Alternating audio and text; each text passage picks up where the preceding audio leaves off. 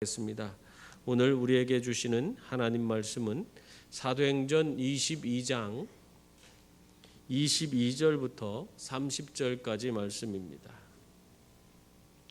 사도행전 22장 22절부터 30절까지 우리 한 절씩 나누어서 읽겠습니다. 이 말하는 것까지 그들이 듣다가 소리질러 이르되 이러한 자는 세상에서 없애버리자 살려둘 자가 아니라 하여 천부장이 바울을 영내로 데려가라 명하고 그들이 무슨 일로 그에 대하여 떠드는지 알고자 하여 채찍질하며 신문하라 한데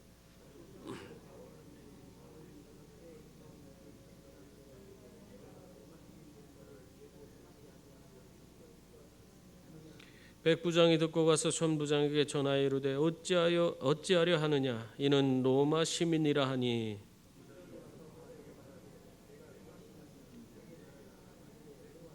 천부장이 대답하되 나는 돈을 많이 들여 이 시민권을 얻었노라. 바울이 이르되 나는 나면서부터라 하니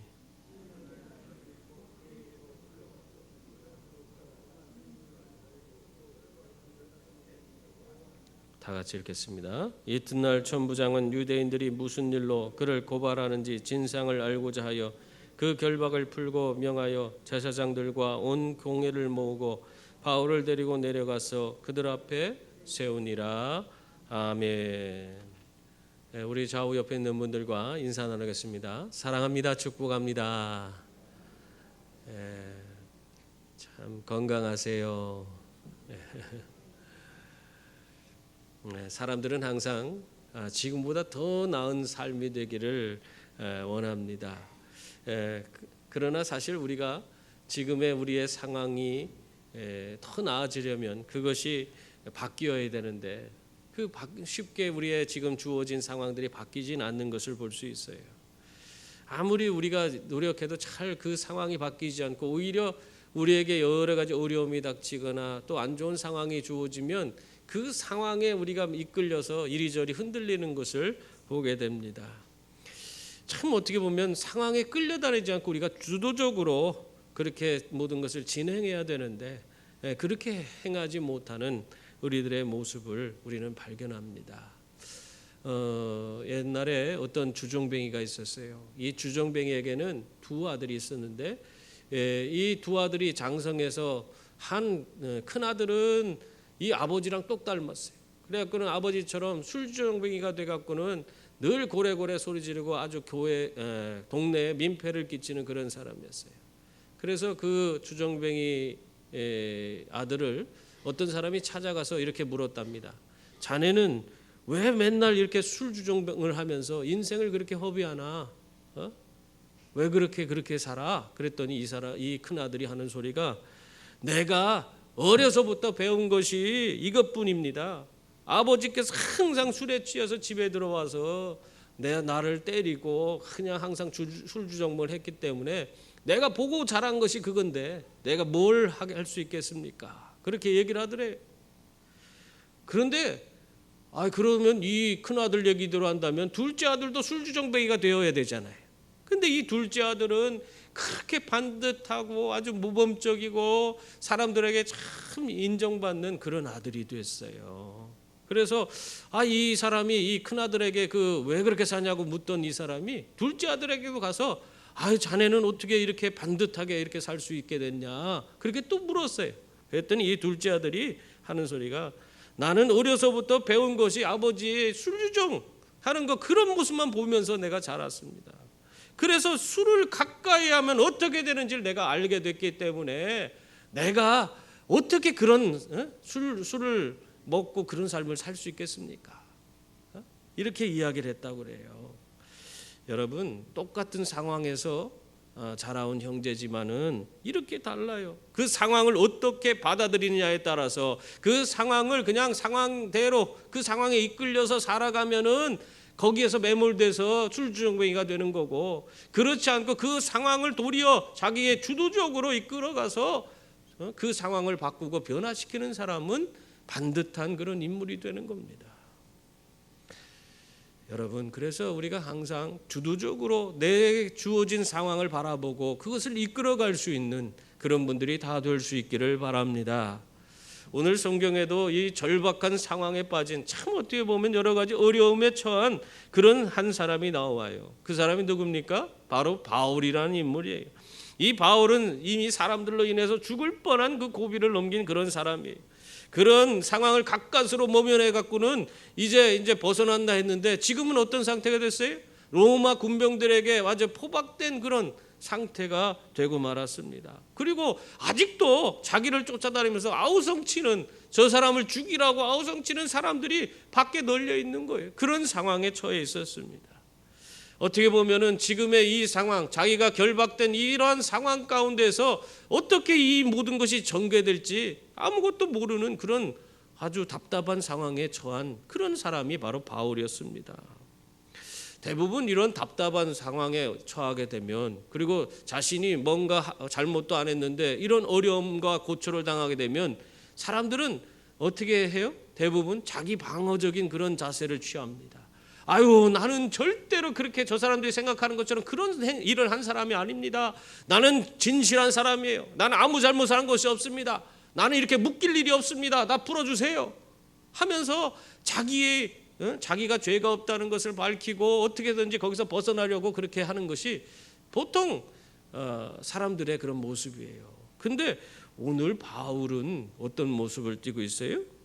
지금 어떻게 보면 불합리한 상황에 처해 있는데도 불구하고 이 사람은 자기 주도적으로 그 상황을 가지고 오히려 그 상황 가운데서도 하나님의 복음을 어떻게 하면 전할까 하는 그런 생각에 사로잡혀서 천부장에게 자기에게 발언할 기회를 달라.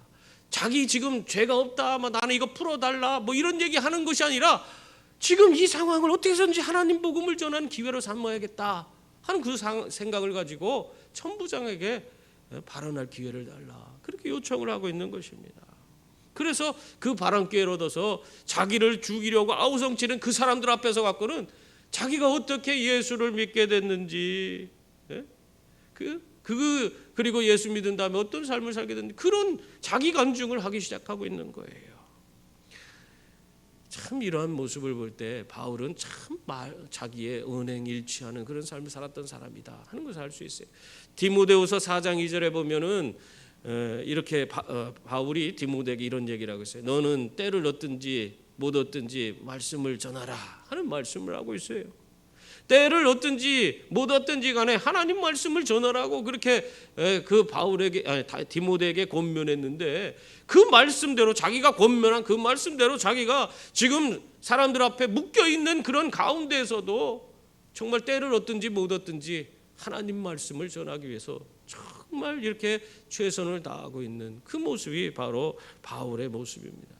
여러분, 이런 삶이 바로 상황을 주도적으로 이끌어가는 삶이에요. 그래서 여러분, 지금 여러분의 상황이 여러 가지로 힘들다고 해도 그 상황에 매몰되어서는 안 되는 것입니다.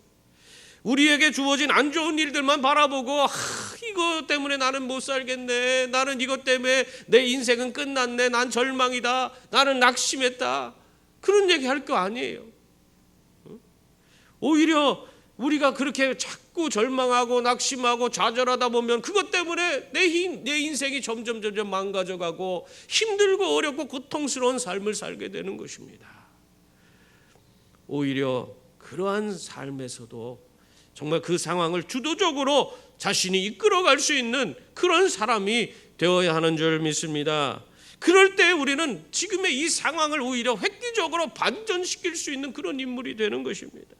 여러분, 지금의 어려운 상황, 힘들고 고통스러운 상황을 반전시킬 수 있는 그런 방법이 무엇입니까? 내 시각을 바꾸는 거예요. 내가 갖고 있는 생각과 내가 바라보는 그런 모든 그런 시각을 바꾸는 거예요. 바로 그것은 그냥 되는 게 아니에요.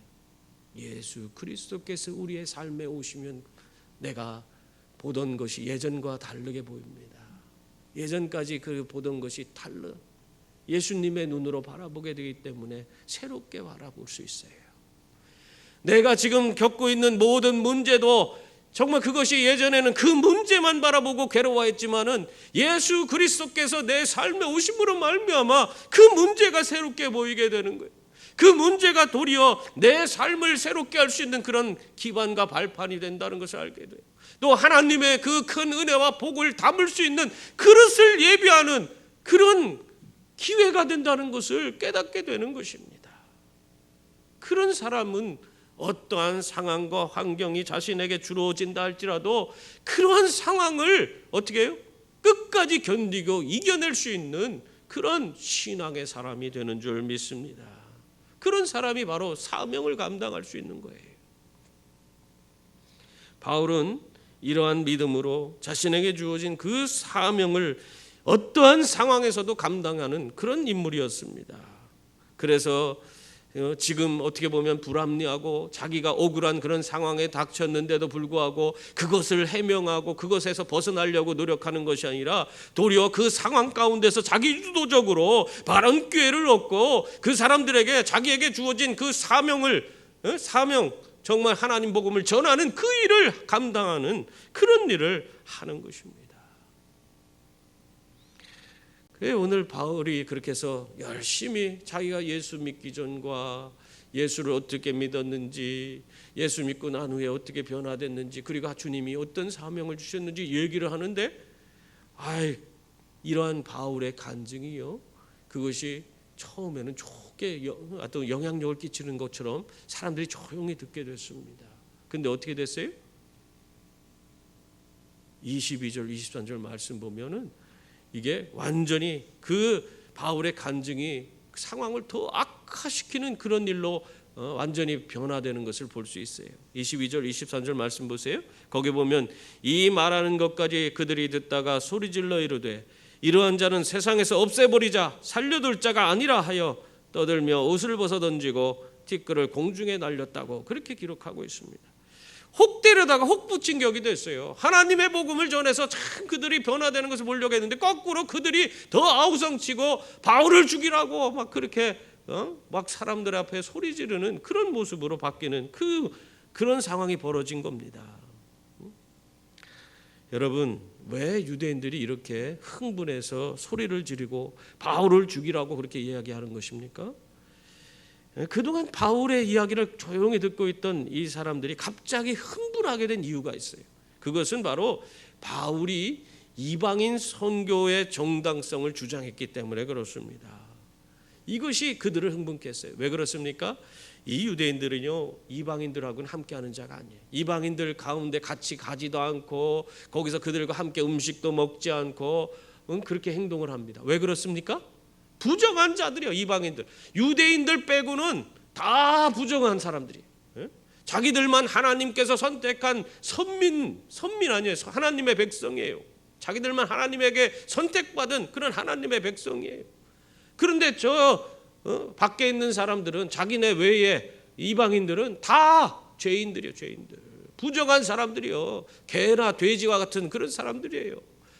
그런데 바울이 그러한 사람들에게 하나님이 자기를 보내서 그들을 구원하게 하셨다. 유대인들만 구원하는 것이 아니라 유대인과 똑같이 이방인까지도 구원하게 하셨다는 거예요. 그걸 얘기하니까 어떻게 우리가 이방인들하고 똑같을 수 있냐? 저 더러운 것들과 어떻게 우리가 함께 할 수 있느냐? 하면서 막 흥분한 거예요. 어떻게 우리 하나님이 우리를 구원하기를 위해서 우리에게 은혜를 베풀어 주시는 분이신데 이방인들을 구원해 줄 수 있느냐?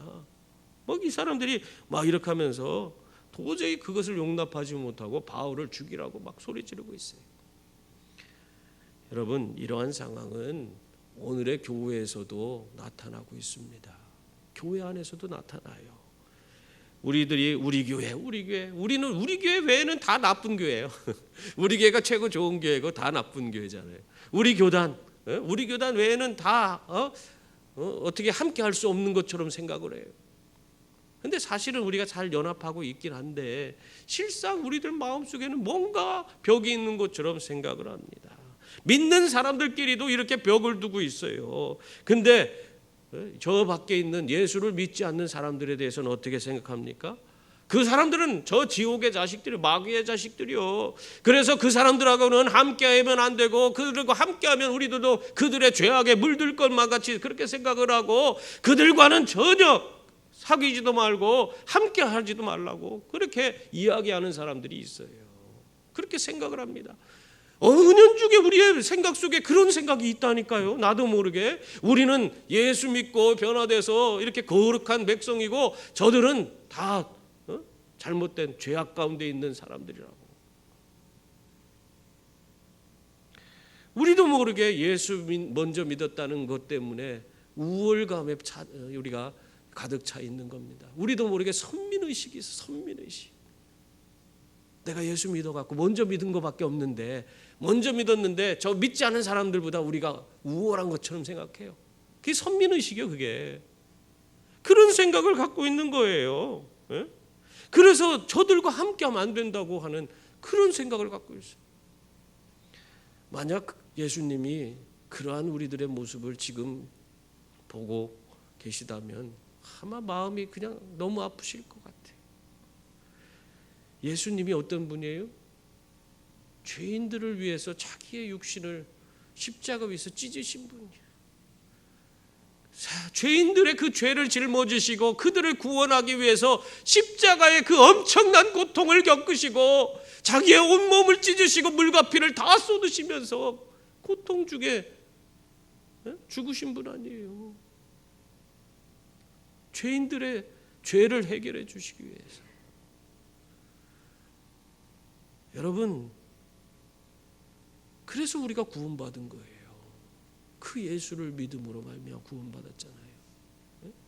죄인 가운데서 건집어낸 우리들이 먼저 구원받았다는 그 이유 때문에 아직까지 구원받지 못한 그런 사람들, 그 사람들을 우리가 제대로 인정해 주지 않고 손가락질하고 그들과 함께하지 못할 것처럼 그렇게 여기고 있다면 그것이 제대로 된 생각입니까?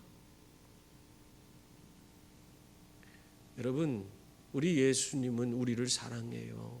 그렇지만 우리만 사랑하는 것이 아니라 저 아직 예수를 믿지 않는 그런 사람들도 사랑해요. 그들을 위해서 십자가에서 자신의 육신을 찢으시고 그들이 주님 앞에 돌아올 것을 기대하고 그들의 변화를 꿈꾸고 계세요.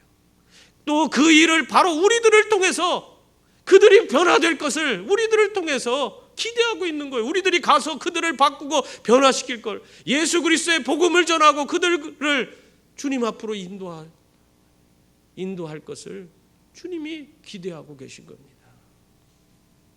그런데 우리들이 우리는 그들과 함께 할 수 없어. 우리는 예수 믿고 구원받은 사람들이야.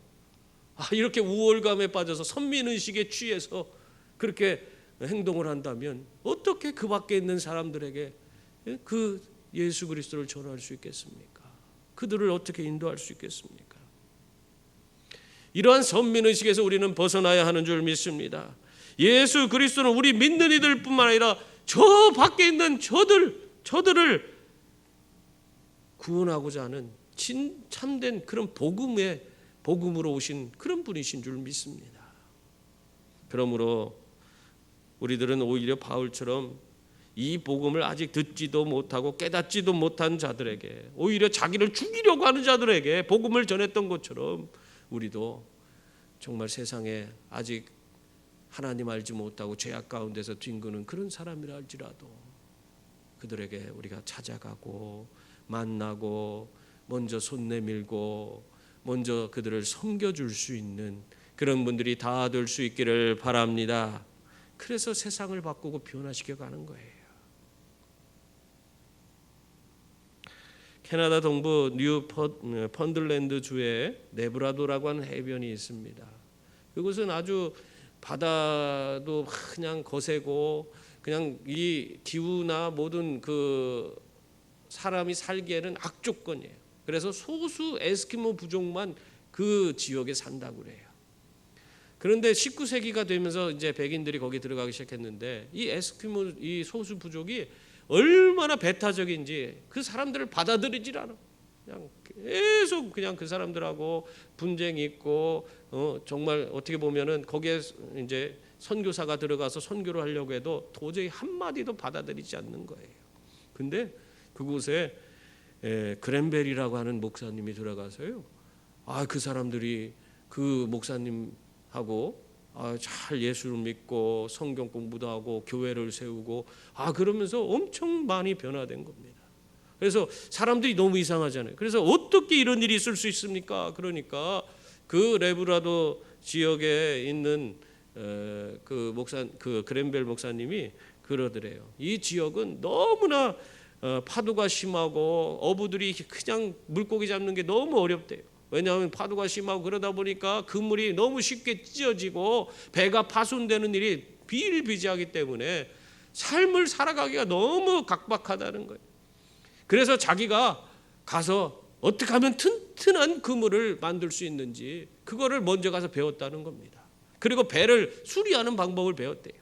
그리고 나서 와갖고는 그 사람들에게 아무 말도 하지 않고 하나님을 믿으라 그런 얘기도 하지 않고 그들의 필요가 있잖아요. 그 그물이 자꾸 찢어지니까 그 어떻게 안 찢어지게 할까 고민하고 있는데 자기가 가서 그물 안 찢어지는 방법을 가르쳐줬대요. 그리고 배 고치는 방법을 가르쳐줬대요. 그랬더니 자연스럽게 이 에스키모들이 마음 문을 열고 목사님이 하는 얘기는 다 받아들이기 시작해서 그래서 거기서 전도를 해갖고는 교회를 세웠다는 겁니다. 여러분, 이렇게 실제적인 전도는요, 실제적인 행동을 통해서 이루어지는 거예요. 우리 21세기의 전도는 지역 사회에 좋은 영향력을 줄 때에 그때 효과적으로 이루어지게 돼 있는 겁니다. 오늘날 우리의 사회가 그래요. 여러분, 오늘 교회가 얼마나 많은 그런 이미지가 심각한 타격을 입고 있습니까? 교회는 바로 우리가 교회예요. 예배당 이 건물이 교회가 아니에요. 우리들이 교회예요. 지금 우리를 보는 그런 이미지가 다 잘못됐다고 생각하고 있어요. 이러한 모든 상황을 바꾸고 변화시킬 수 있는 분들이 누구십니까? 우리예요. 우리 각자가 정말 우리가 예수 그리스도의 그 큰 은혜와 사랑으로 사람들을 먼저 가서 섬겨주고 사랑하고 베풀고 그들에게 아낌없이 우리 것을 나누며 함께 우리가 그들의 필요를 채워갈 때 그때에 우리는 우리 이미지를 새롭게 하고 또 이 땅에 있는 수많은 하나님 알지 못하는 자들을 주님 앞으로 인도하는 그런 분들이 되는 줄 믿습니다. 그러므로 여러분, 항상 우리가 먼저 구원받았다고 하는 그런 우월감에서 벗어나서 진정으로 주님이 우리를 통해 이루고자 하는 그런 위대한 복음의 역사를 이루어갈 수 있는 그런 분들이 다 될 수 있기를 바랍니다. 이 바울의 간정을 듣는 사람들이 흥분해서 소란을 일으키니까 천부장이 어떻게 했어요? 바울을 영내로 데려다가 채찍질하고 신문하라고 그렇게 얘기를 했어요. 대체 무슨 일로 사람들이 저렇게 흥분하는지 아무튼 바울을 그냥 때려서라도 그 이유가 뭔지 좀 알아내라 이렇게 말한 겁니다. 그러자 이때 바울이요 25절 말씀 보면 뭐라고 돼 있어요? 가죽줄로 바울을 매니 바울이 곁에 서 있는 백부장더러 이르되 너희가 로마 시민된 자를 죄도 정하지 아니하고 채찍질할 수 있느냐 하니 이 자기 곁에 있는 그런 백부장에게 바울이 자기가 로마 시민이라는 사실을 밝혔습니다. 이 로마 시민이라는 소리 들으니까 백부장이 그냥 깜짝 놀라갖고 마음이 급해졌어요. 이 당시에는요 로마 시민이라는 것은 대단한 특권이었어요. 그들은 정말 어떻게 보면은 이게 묶이면 안 돼요. 로마 시민을 묶으면 안 돼요. 묶으면 그건 큰일 나는 거예요. 그가 어떠한 잘못을 했는지 법정에서 그가 형량을 정말 그가 죄가 인정돼서 형량을 언도받을 때까지 그 사람은 자유인이에요. 근데 그 사람을 로마 시민을 먼저 가서 묶었다, 그리고 매질했다. 이거는 그 사람이 더 큰 벌을 받아요. 그런 이때 당시에 로마법이 그렇게 엄중했습니다. 로마인들에게는 아주 특권이 있었어요. 우리 옛날에 우리 일제 시대에 생각해 보세요. 일제 시대에 그 일본인들이 한국인들 때렸다고 경찰에서 잡혀갑니까? 가서 무슨 고문을 당합니까? 한국 사람들이 그렇게 하면 어떻게 돼요? 얼마나 많은 고문을 당하고 막 그 매질을 당하고 거의 반 죽어서 그렇게 나오지 않습니까? 그런 거 우리가 많이 보잖아요. 그런 거 똑같은 거예요. 일본은 특권을 누리는 거예요. 이 로마인들이 그런 특권을 누리고 있는 거예요. 그래서 로마인이라면 함부로 해서는 안 되는 거예요. 그런데 지금 어떻게 했어요? 지금 그 로마의 법을 무시하고는 이 사람들이 바울을 그냥 쇠사슬로 이중으로 묶었잖아요. 거기다가 지금은 또 가죽끈으로 묶었다는 것은 가죽끈으로 채찍질하려고 이렇게 손을 매달아 갖고는 채찍질을 하기 좋게끔 그렇게 고개를 숙이고 이렇게 등짝을 때리도록 그렇게 묶어놨다는 거예요. 그렇게 해서 이 채찍을 때릴 때 뭘로 때립니까? 채찍 끝에 쇠붙이나 뼈다귀 같은 게 붙어갖고는 그게 채찍을 휘둘릴 때마다 살점이 뚝뚝 떨어져가는 엄청난 고통을 주는 그런 매질이에요. 이 채찍질이라는 게 그런 거예요. 근데 그거를 하려고 했으니 아니 이거 지금 로마인 시민을 자기들이 그냥 함부로 그렇게 했으니 이게 얼마나 이게 참 깜짝 놀랄 일 아니겠습니까? 그래갖고는 백부장이 깜짝 놀라서 신속하게 그냥 천부장에게 달려갑니다. 그리고 바울이 로마 시민이라고 하는데 어찌하려고 하느냐, 로만 시민이라고 한다, 그렇게 얘기를 하니까 천부장도 그냥 아마 하늘이 노래졌을 거예요. 이상한 어떻게 하면 내 빠져나가지? 잘못하다가는 내가 죽게 생겼네? 뭐 이러면서 정신이 하나도 없을 거예요. 그러니까 막 천부장이 또 급히 달려와서 바울에게 다시 또 묻습니다. 뭘 물었어요? 27절부터 보세요. 천부장이 와서 바울에게 말하되 내가 로마 시민이냐 내게 말하라. 이르되 그러하다. 천부장이 대답하되 나는 돈을 많이 들여 이 시민권을 얻었노라. 바울이 이르되 나는 나면서부터라 하니 신문하려던 사람들이 곧 그에게서 물러가고 천부장도 그가 로마 시민인 줄 알고 또 그 결박한 것 때문에 두려워하더라. 지금 천부장이 막 달려와갖고는 직접 그 바울에게 네가 로마 시민이냐 묻고 있는 겁니다. 직접 확인하기를 원했어요. 왜냐하면 지금 이 바울이라는 인물은 겉으로 보기에 이 유대인 아닙니까? 유대인에다가 겉모습도 흐름한 것이 부자도 아니요, 돈 주고 로마 시민권 살만한 그런 인물도 아니요. 그래서 붙들어다가 이거 매질하라고 했는데 지금 이 사람이 로마 시민이라니까 이게 진짜인지 자기가 확인하러 온 거예요 지금. 그래갖고 네가 로마 시민이냐 그러하다 하니까 대뜸 뭐라고 합니까? 나는 돈을 많이 들여서 이 로마 시민권을 샀는데 네가 어떻게 이런 걸 사냐? 너같이 거지 같은데, 에? 네 모습 보면은 이걸 돈 주고 살 수 있는 그런 사람들인데 무슨 소리 하는 거냐? 이런 얘기를 지금 하는 거예요. 내가 그래서 자기 그걸 얘기하는 거예요. 나는 돈을 많이 들여서 이 로마 시민권을 샀다. 근데 너 어떻게 해서 이걸 샀다는 거냐? 그러니까 뭐라고 합니까? 바울이? 나는 나면서부터라. 이 말 하니까 다 얼굴이 하얘져서 주변에 있던 그 바울을 채찍질하려고 했던 그런 병사들이 어떻게 했어요? 곧 다 도망가 버렸어요. 여러분, 이 천부장이 이러한 큰 실수를 했는데 이 실수를 왜 한 겁니까? 외모만을 봤기 때문에 그래요. 사람을 외모로만 판단하고 그를 외모로만 대했기 때문에 바울이 로마 시민이라는 생각을 조금도 하지 못한 겁니다. 여러분, 천부장처럼 오늘도 우리가 사람의 외모만을 보면 이런 실수를 지금도 할 수 있어요. 얼마나 많이 하는지 모릅니다. 오늘 우리 사회는 물질 만능주의가 팽배해 갖고는 물질로 사람을 판단하기 때문에 여러분 아무리 귀한 사람이라도요 호텔에 흐름한 차를 차고 들어가잖아요. 그러면 거기에서 이 앞에 서 있던 탁 있는 웨이터들이 벨보이들이 차문 안 열어줘요. 고급차가 딱 들어가면 차문 탁 열어주는데 티코 옛날에 아주 흐름한 차 타고 들어가 보세요. 내비둬 자기들이 알아서 내리게. 그런 세상이에요.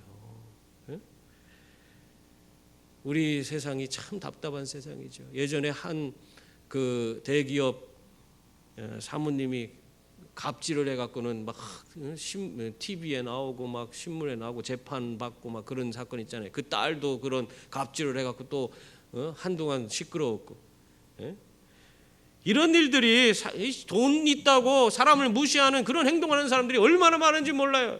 그러다 보니까 드라마에도 맨날 그런 얘기 나오잖아요. 그냥 무슨 그 부잣집 사모님이 와갖고는 그 백화점 직원들 무릎 꿇기고 막 앞에다 돈 뿌리고 얼마나 괴롭힙니까? 돈이 있다고. 그리고 얼마 전에는 또 뭐 스웨덴 대사 부인인가 뭐 하는 사람이 그 옷가게에서 점원을 막 따귀를 때리고 막 난 너무 놀랐어요. 외국인이 자기가 어떻게 다른 사람을, 외국 사람이잖아요, 우리가 그 사람한테는. 나는 그럴 수가 있을까? 참, 아무튼 대단한 일을 그런 일도 있었어요. 여러분, 이런 세상에 우리가 살고 있어요. 천부장처럼 외모만 보고 사람을 판단하고 행동하는 그런 세상에 우리가 살고 있는 거예요.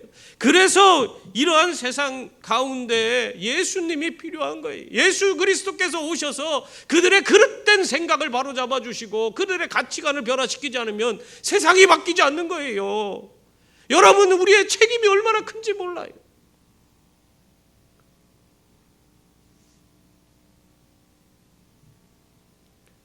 예수 그리스도께서 이 땅에 오셔서 모든 사람들의 그 심령을 변화시켜 줘야지. 한 사람 한 사람을 존귀 여기고 정말 모든 자들을 귀하게 여길 수 있는 그런 세상이 되는 겁니다. 아무리 법으로 해도 안 돼요. 법으로 해서 된다면 세상이 벌써 바뀌었죠. 예수님으로 되는 겁니다. 여러분, 예수님 그래서 전해야 되는 거예요.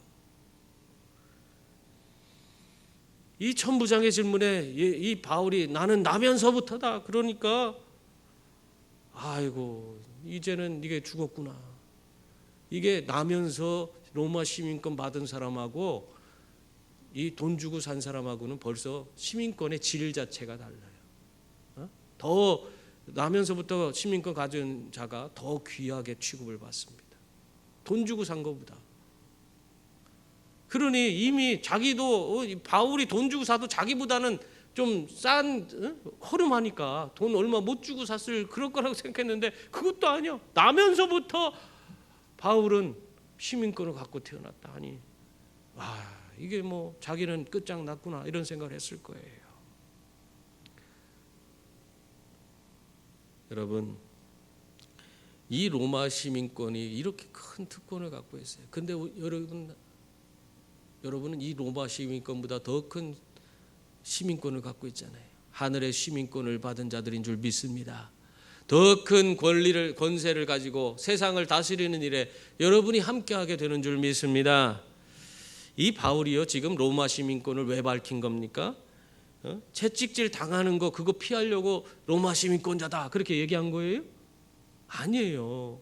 예전에 여러분 빌립보에서 점치는 귀신 들린 여종을 고쳐주었을 때 바울이 심하게 매질을 당하고 감옥에 갇힌 사건이 있습니다. 그때 로마 시민권을 얘기했어요? 아마 그때도 로마 시민권을 가진 자라고 얘기했으면은 바울이 그렇게 매질을 당하지 않았을 겁니다. 근데도 거기에서는 로마 시민권 얘기를 전혀 하지 않고 매질 다 당했어요.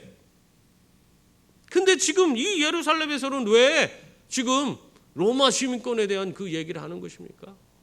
그것은 지금 이 로마 시민권을 통해서 자신이 지금 이렇게 묶인 바 되었지만 이 감옥에서 죄수로 취급받지만은 이걸 통해서 내가 로마에 상소를 하게 되면은 나는 로마의 법정에 서게 될 것이기 때문에 내가 하나님께서 나를 통해서 이 지금의 하나님의 복음을 내가 로마까지 가서 전할 수 있는 그런 길이 열리게 된다. 바울은 그 생각을 하게 된 거예요. 그래서 이 로마 시민권을 얘기하고 있는 것입니다. 하나님의 복음을 로마에까지 가서 전하고자 하는 그 열심이 자기 스스로가 죄인의 자리에 서게끔 그렇게 만든 거예요. 여러분 재판 받으러 가봤어요? 얼마나 그게 무서울까요? 제가 예전에 내용 증명을 하나 받은 적이 있어요. 어떤 사람이 내용 증명을 보냈어. 근데 얼토당토도 안 해. 말도 안 되는 걸로 막 나한테 막 시비를 걸고 뭐 내용 증명을 보냈어요. 그래갖고 내가 이게 그걸 받았는데 그거 읽어보기도 전에 내용 증명 오니까 심장이 떨리더라고. 그런 걸 받아봤어야지. 내용 증명이 뭔지도 모르고 있다가 이게 뭐요? 그러고 이렇게 봤는데 그게 어쨌든 오니까 막 심장이 떨리고 막 두렵더라고요. 근데 뭐 보니까 아무것도 아니야. 지금 같았으면 그거 뭐 아무것도 아니라 생각하지만은 참 참 어떻게 보면 처음 받아보니까 그것도 두렵더라고요. 보통 사람들은요 내용 증명만 받아도 두려워하는데 자기 스스로가 그 재판석에 서갖고는 재판장 앞에서 재판을 받는 죄수의 신분으로 서게 된다는 거, 그게 얼마나 두려운 일입니까? 근데 하나님의 복음을 전하기 위해서 바울은 스스로가 죄인의 자리에 서고 그것을 기쁨으로 여기고 있는 거예요. 하나님 복음을 전하기 위해서 어떻게 해서든지 어떠한 상황 가운데서든지 자기 주도적으로 그 상황을 바꾸고 변화시켜서 하나님의 복음에 대한 사명을 감당하고자 하는 그 열심이 바울에게 있었던 것입니다. 바울이 그랬을 때 하나님께서 그를 사용하셨어요. 그를 통해서 정말 이 수많은 왕들과 총독들과 또 로마에 가서 수많은 사람들에게 하나님의 복음을 전할 수 있도록 그렇게 만들어 주셨습니다. 그래서 얼마나 큰 영향력을 끼쳤는지 몰라요. 위대한 하나님의 도구로 쓰임 받을 수 있었습니다. 그러므로 사랑하는 성도님들, 하나님은 우리들이 이렇게 담대한 믿음을 가지고 주도적인 그런 내 삶의 그런 여러 가지 상황을 주도적으로 우리가 끌어가기를 원하십니다. 그럴 때에 우리의 모든 그런 온전치 않은 편견과 물질 만능주의 이런 모든 삶에서 우리를 벗어나게 하실 뿐만 아니라 바울처럼 때를 얻든지 못 얻든지 하나님의 복음을 전할 수 있도록 그렇게 만들어 주시는 줄 믿습니다. 그러므로 어떠한 상황 가운데서도 이러한 담대한 믿음으로 도전해서 승리하는 주의 자녀들이 다 될 수 있기를 주님의 이름으로 축원합니다. 기도.